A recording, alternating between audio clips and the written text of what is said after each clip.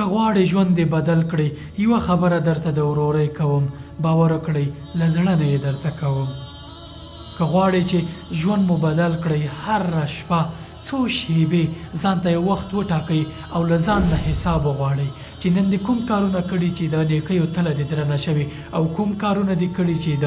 بدیو تله باندې دې ګناه ورزیاته کړې ده که تاسې همیشه له ځان سره حساب کتاب وکړئ نیکي او بدي مو پرتله کړئ باور وکړئ له دنیا به په پاک حساب باندې الله پاک ته ورځئ او د الله تعالی په مقابل کې به داسې درېږئ چې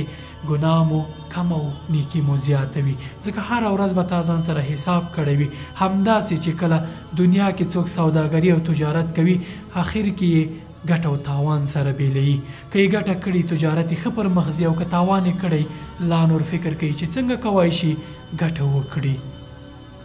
حاسبوا انفسکم قبل ان تحاسبوا له ځان سره حساب وکړئ مخکې د دې چې د الله تعالی په مقابل کې ودرېږئ او له تاسې سره حساب وشي بیا مو مخ تور او رنګ زیړ وي